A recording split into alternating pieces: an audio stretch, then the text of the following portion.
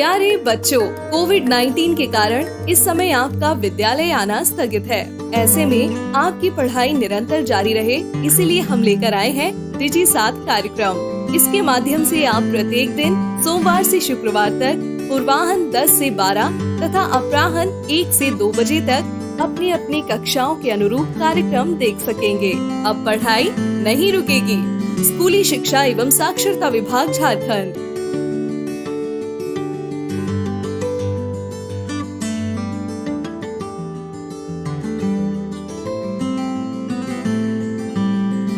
जोहार, JCERT की digital शाला में आपका स्वागत है। आज के सत्र में हम कक्षा 7 के भूगोल विषय के पाठ वायुमंडल के बारे में जानेंगे। नमस्कार, स्वागत है आपका कार्यक्रम डिजी 7 में। आज मैं आपके सामने JCERT की 7वीं कक्षा की पुस्तक पर्यावरण और हम के पाठ 4 जिसका नाम है वायुमंडल, उसके संदर्भ में आपसे चर्चा करूंगी और आपको बताऊंगी। आपको मैं यह बताऊंगी कि वायुमंडल क्या है, इसकी संरचना क्या है और इसके संघटक कौन कौन से हैं। तो आइए शुरुआत करते हैं। सबसे पहले परिभाषा की ओर यदि हम लोग देखें तो वायुमंडल हम किसे कहते हैं? पृथ्वी के चारों ओर कई सौ किलोमीटर के आवरण में व्याप्त गैसों की सतह को हम वायुमंडल कहते हैं। आप यहाँ एक चित्र के माध्यम से देख सकते हैं कि यह हमारी पृथ्वी है और यह पृथ्वी की सतह है। पृथ्वी की सतह और पृथ्वी की सतह के चारों ओर जो लाल घेरे में है वह वायुमंडल की परत है। अब वायुमंडल मैंने कहा कि यह गैसों का आवरण है। वायुमंडल में बहुत सारे गैस होते हैं जिसके बारे में मैं आपको आगे बताऊंगी। हम वायुमंडल को गैसों की घनी चादर भी कह सकते हैं जो पृथ्वी को सभी तरफ से घेरे हुए हैं। और प्रायः जब भी हम भूगोल में किसी भी चित्र को इंगित करते हैं और उसे परिभाषित करते हैं तो हम इस तरह से उस चित्र का नामकरण भी करते हैं और यह बहुत आवश्यक होता है। जैसा आपने जाना कि वायुमंडल किसे कहते हैं, उसी तरह आपके लिए यह भी जानना ज़रूरी है कि वायुमंडल का मनुष्य जीवन के लिए या अन्य जीव जंतुओं के लिए क्या लाभ है, या फिर हम वायुमंडल का अध्ययन किस दृष्टिकोण से करते हैं, उसके कुछ लाभ हैं। आइए बारी बारी से हम यह देखते हैं।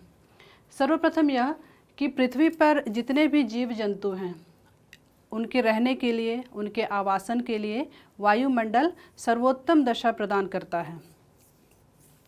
दूसरा यह कि पृथ्वी के तापमान को अनुकूलित कर वायुमंडल पृथ्वी को बहुत गर्म या फिर बहुत ठंडा होने से बचाता है। तीसरा यह कि मनुष्य एवं जंतुओं के श्वसन क्रिया के लिए जो ऑक्सीजन की आवश्यकता होती है वह कहाँ से मिलता है? वह वायुमंडल से मिलता है। और सूर्य की किरणें से जो अल्ट्रावायलेट रेज या फिर पराबैंगनी किरणें हैं जो पृथ्वी तक पहुंच सकती हैं और बहुत सारी हानि पहुंचा सकती हैं, लेकिन उनको रोकने के लिए वायुमंडल सक्षम है। वायुमंडल में जो ओजोन की परत है वह सूर्य की किरणों से आ रही पराबैंगनी किरणों को पृथ्वी तक आने से रोकता है। अगर इसका हम सारांश देखें तो हमें वायुमंडल के लाभ समझ में आ जाते हैं। आप बारी बारी से एक बार फिर से देख लीजिए। जीवों के आवासन के लिए सर्वोत्तम दशा, पृथ्वी के तापमान को अनुकूलित कर पृथ्वी को बहुत गर्म या बहुत ठंडा होने से बचाता है, मनुष्य एवं जंतुओं के श्वसन क्रिया के लिए ऑक्सीजन प्रदान करता है, अल्ट्रावायलेट किरणों से पृथ्वी को बचाता है। वायुमंडल के लाभ जानने के बाद अब आप जानेंगे वायुमंडल के संगठन के बारे में।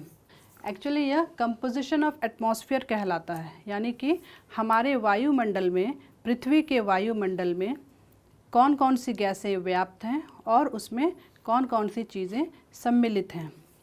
तो जैसा कि मैंने आपको पहले बताया कि वायुमंडल गैसों का आवरण है, इसलिए यह जानना ज़रूरी है कि कौन कौन सी गैसें हैं। तो देखिए कौन कौन सी गैसें हैं। गैसें हैं नाइट्रोजन, ऑक्सीजन, कार्बन डाइऑक्साइड यानी CO2, CO2 को हम कार्बन डाइऑक्साइड कहते हैं, ओजोन, हीलियम, आर्गन और हाइड्रोजन। तो इन सभी गैसों के अलावा हमारे वायुमंडल में और भी कुछ है जो जलवाष्प है और धूलकण है। इन सभी को मिलाकर वायुमंडल बनता है और इसलिए हम इन सभी को वायुमंडल के संघटक के रूप में जानते हैं। अब वायुमंडल में जो गैसें हैं तो उनकी कितनी मात्राएं हैं ये भी हम एक बार देख लें। तो वायुमंडल में जो सबसे ज़्यादा मात्रा में गैस है यानी अत्यधिक मात्रा में जो गैस है वह है नाइट्रोजन और यह 78% की मात्रा में मौजूद है। उसके बाद है दूसरा ऑक्सीजन और ऑक्सीजन की मात्रा वायुमंडल में 21% है, यानी पूरे वायुमंडल का 21% हिस्सा कौन सी गैस का है? ऑक्सीजन गैस का है। 78% गैस कौन सी गैस का है? नाइट्रोजन गैस का है।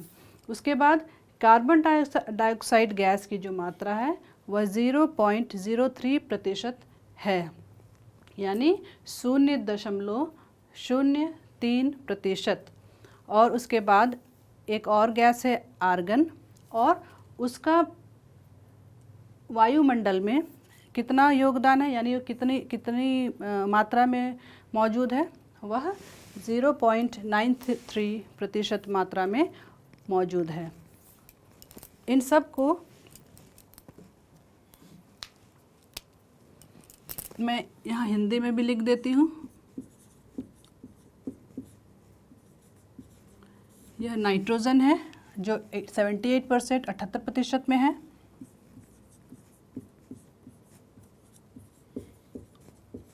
ऑक्सीजन 21% में है।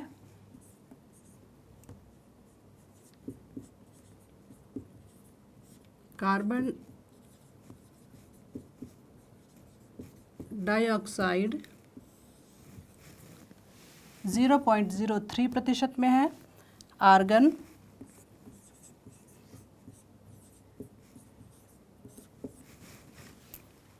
0.93% में है। अब यह वायुमंडल के संगठन को जानने के लिए आपको प्रमुख बातें जो याद रखनी होंगी वह यह कि इसमें कौन कौन सी गैसें मौजूद हैं और उन गैसों की मात्रा वायुमंडल में कितनी है। यह बहुत इम्पॉर्टेंट है, आप इसे याद रखेंगे। वायुमंडल में जो गैस नाइट्रोजन मौजूद है उसका अन्य जीवों के लिए क्या मतलब वो किस तरह से फ़ायदेमंद है, नाइट्रोजन का क्या योगदान है, तो यह हम इसके माध्यम से जानते हैं। सबसे पहले यह जान लें कि नाइट्रोजन वायुमंडल में सर्वाधिक पाया जाने वाला गैस है और इसकी मात्रा मैंने आपको कितनी बताई थी? 78%। ठीक है। और यह पौधों के लिए बहुत ही आवश्यक गैस है। वह कैसे?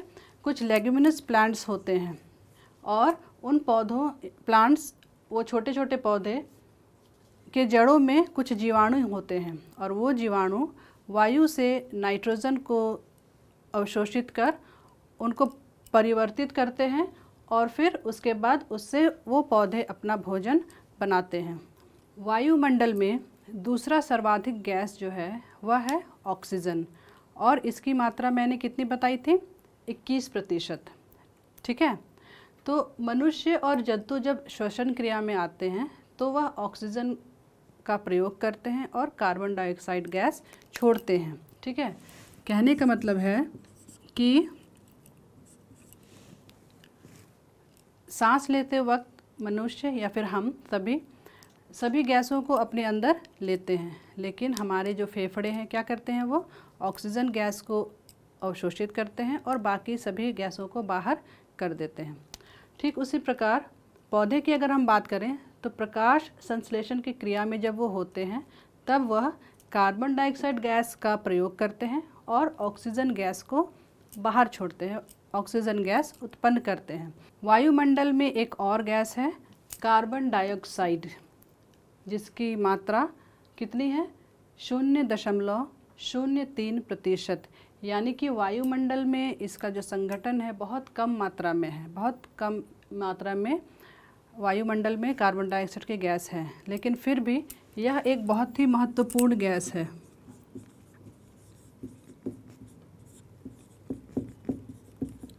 वो क्यों?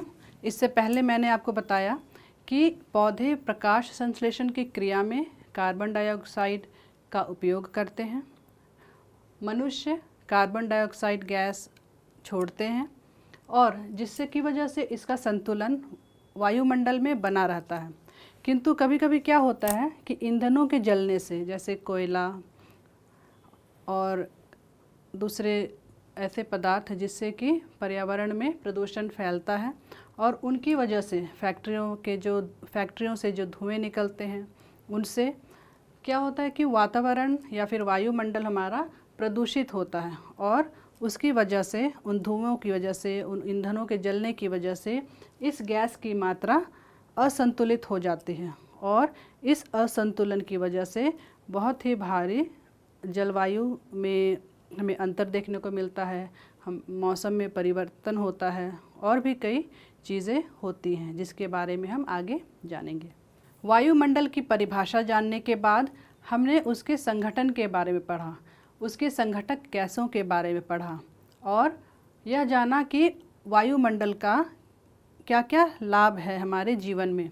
आइए अब हम जानते हैं वायुमंडल की संरचना के बारे में। संरचना किसे कहते हैं? स्ट्रक्चर।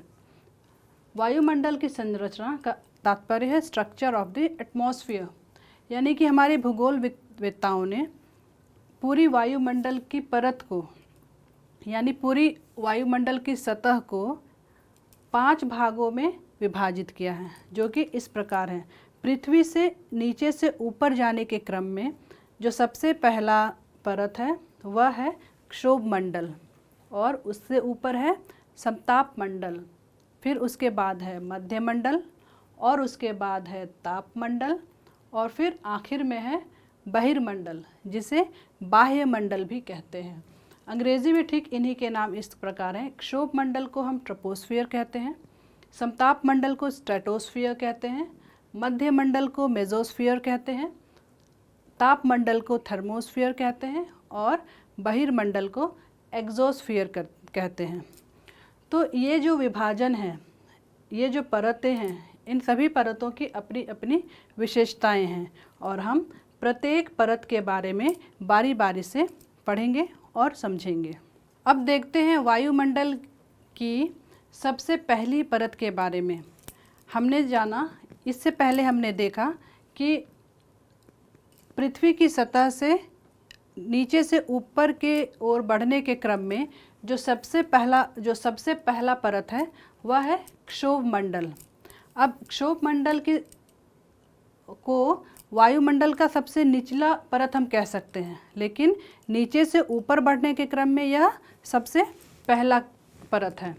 अब इसकी विशेषता क्या है कि यह पृथ्वी के सतह से सटा हुआ लेयर है, मतलब यह जो सतह है, क्षोभ मंडल जो है वह पृथ्वी की सतह से सटा हुआ है और इसकी जो औसत ऊंचाई है या औसत मोटाई है वह लगभग 13 किलोमीटर है, किंतु ध्रुवीय क्षेत्रों में यह 8 किलोमीटर तक है। इसकी ऊंचाई 8 किलोमीटर है ध्रुवीय क्षेत्रों में। ध्रुवीय क्षेत्र कहने का मतलब है जो ठंडे प्रदेश होते हैं, जो पोल्स में है, जो नॉर्थ पोल, साउथ पोल्स में वैसे क्षेत्र हैं, वहाँ पर इस परत की ऊंचाई या मोटाई 8 किलोमीटर है। किंतु जो भूमध्य रेखीय क्षेत्र में हैं, वहाँ पर इस परत की मोटाई या फिर ऊंचाई 18 किलोमीटर है। इसलिए हम अमूमन एवरेज इस परत की मोटाई को हम 13 किलोमीटर मानते हैं। इस परत की एक खास बात और है, जैसे जैसे हम धरातल से ऊपर की ओर जाते हैं वैसे वैसे तापमान में गिरावट होते जाता है।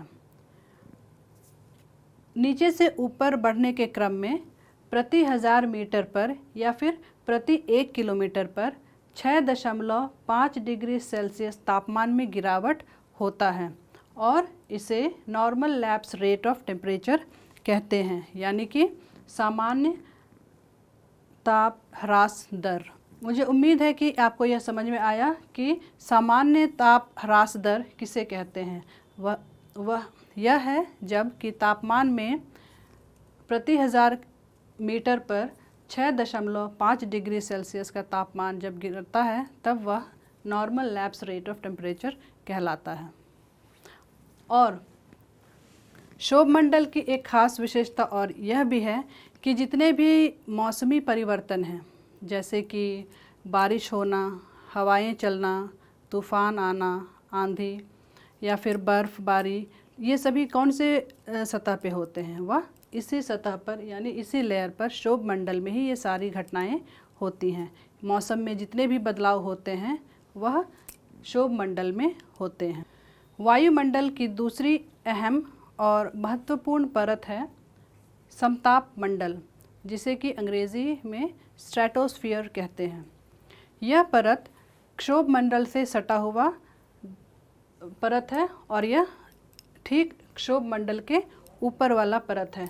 मैंने आपको पहले एक पिक्चर में दिखाया था कि क्षोभ मंडल के ऊपर समताप मंडल है। अब समताप मंडल की ऊंचाई या फिर मोटाई कितनी है? यह पृथ्वी के सतह से, इसकी मोटाई, इसकी ऊंचाई पृथ्वी की सतह से 50 किलोमीटर तक है। अब इस समताप मंडल में जो तापमान है वह समान रहता है, उसमें कोई भी तापमान में परिवर्तन नहीं होता है। इस वजह से भी इस परत का नाम समताप मंडल रखा गया है। और चूँकि यहाँ तापमान इक्विवेलेंट रहता है, एक जैसा रहता है, इसलिए यहाँ कोई मौसमी घटना भी नहीं होता है। मौसमी घटना कहने का मतलब है कोई बारिश नहीं, कोई तूफ़ान नहीं, है ना। और इसी वजह से, इसी कारण से इस परत को हवाई जहाज़ उड़ान के लिए उत्तम जगह माना जाता है। इसलिए जब भी हवाई जहाज़ उड़ता है या फिर पायलट जब हवाई जहाज़ उड़ाता है तो वह समताप मंडल में ले जाकर इसे उड़ाता है, जहाँ पे किसी भी प्रकार की कोई परेशानी नहीं होती है। और आइए आगे देखते हैं कि समताप मंडल में एक खास गैस है ओजोन। ओजोन के बारे में हमने पढ़ा था कि एटमॉस्फेयर यानी वायुमंडल में यह एक गैस मौजूद है इसके संघटक के रूप में। और ओजोन गैस वायुमंडल के किस परत में है? समताप मंडल में। ओजोन गैस की क्या खासियत मैंने बताई है या बताई थी कि ओजोन गैस जो है वह सूर्य से आ रही अल्ट्रावायलेट रेज यानी पराबैंगनी किरणों के बुरे प्रभावों को पृथ्वी तक आने से रोकता है। यानी पराबैंगनी किरणों को पृथ्वी तक पहुंचने से ओजोन गैस उसे रोकता है। और यह इस परत की, समताप मंडल की सबसे प्रमुख बातें हैं। कौन कौन सी प्रमुख बातें, एक बार हम फिर से दोहरा लेते हैं कि यह, इसकी ऊंचाई 50 किलोमीटर तक है, इसमें चूँकि तापमान सामान्य रहता है, एक जैसा रहता है, इसलिए इसका नाम समताप मंडल है। और यहाँ कोई भी मौसमी घटनाएं नहीं होती हैं, कोई बारिश नहीं होता, कोई बर्फ़बारी नहीं होती है, इस वजह से वहाँ कोई भी मौसमी घटनाएं नहीं होती। और इसके कारण यानी अच्छे मौसम के कारण इस सतह में, इस परत में हवाई जहाज़ उड़ाने के लिए उत्तम दशा मानी जाती है। और इस परत में ओजोन गैस है जो कि पराबैंगनी किरणों को पृथ्वी तक पहुंचने से रोकता है। वायुमंडल की तीसरी परत है मध्यमंडल, जिसे कि इंग्लिश में मेसोस्फीयर कहते हैं। मध्यमंडल इसका नाम इसलिए हुआ क्योंकि यह समताप मंडल और ताप मंडल के मध्य स्थित है। मैंने उस पिक्चर में आपको बताया था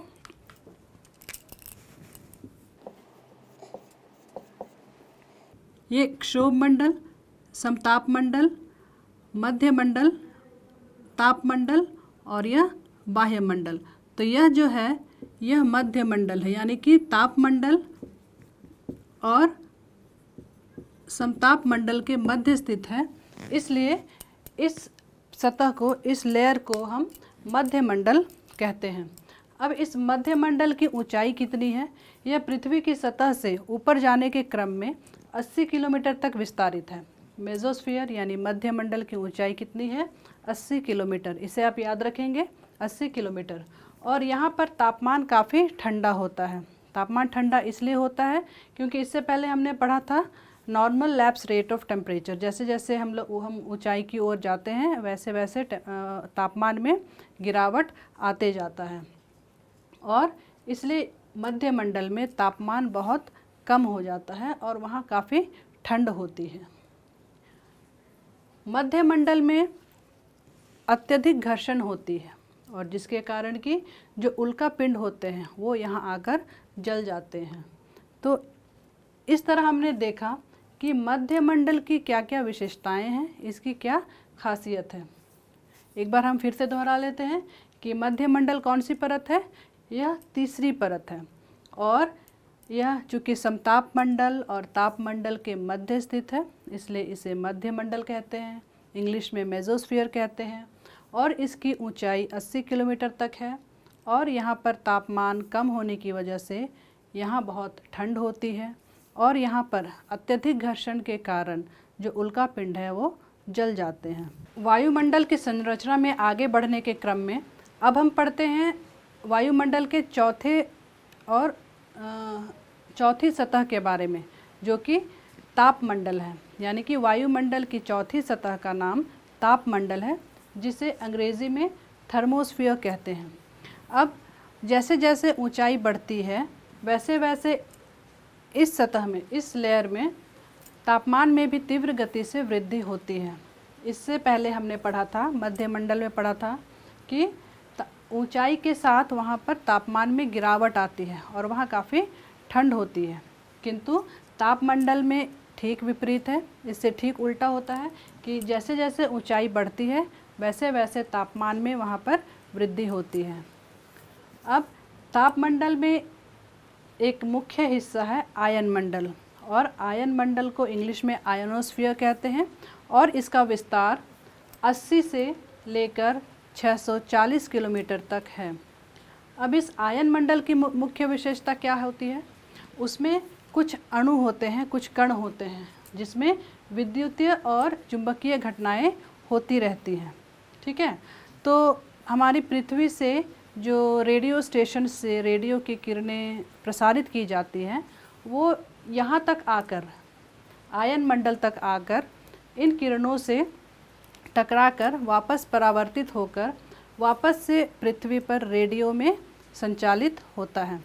तो यह एक तरीका है जिससे कि हमारा रेडियो जो हमारे घरों में होता है, रेडियो स्टेशन में चल रहे कार्यक्रमों को सीधा हमारे रेडियो डिवाइस तक सुनाता है।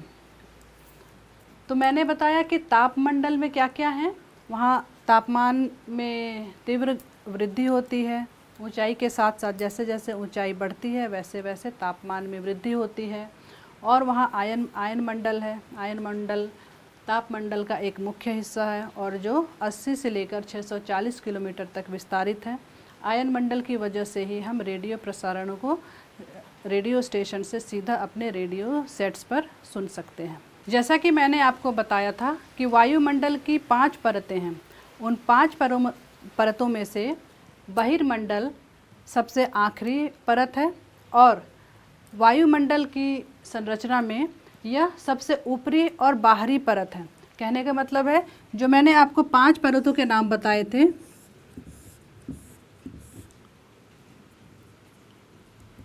तो यह सबसे ऊपरी परत जो है वह है बहिर्मंडल, और यह क्योंकि ब्रह्मांड में बाहर की ओर है इसलिए इसे बाह्य मंडल भी कहा जाता है, और बाह्य मंडल यानी बहिर्मंडल। तो बहिर्मंडल वायुमंडल का सबसे ऊपरी परत है, और यहाँ पर तापमान बहुत अधिक होता है, इतना अधिक कि यहाँ पर जो गैसें हैं वो बहुत हल्की हो जाती हैं और बहुत पतली हो जाती हैं। तो ऐसी गैसों में प्रमुख रूप से हीलियम और हाइड्रोजन हैं, और ये गैसें वहाँ पर बहुत अधिक मात्रा में पाई जाती हैं। बहिर्मंडल परत में हीलियम और हाइड्रोजन गैस की अधिकता होती है, और यह जो बहिर्मंडल है इसका जो विस्तार है वह पृथ्वी की सतह से 500 किलोमीटर से शुरू होकर 1000 किलोमीटर तक विस्तारित है। कहने का मतलब है कि अगर पृथ्वी की सतह यह है, अगर हम इसे पृथ्वी की सतह मान लें तो यहाँ से 500 किलोमीटर यहाँ है, यहाँ पर, और इसके बाद ये 500 किलोमीटर से लेकर 1000 किलोमीटर ऊपर तक इस परत का विस्तार है। और चूँकि यहाँ पर तापमान बहुत अधिक होता है, इस परत में बहिर्मंडल में चूँकि तापमान बहुत अधिक होता है, इसलिए यहाँ पर वायु का घनत्व कम हो जाता है।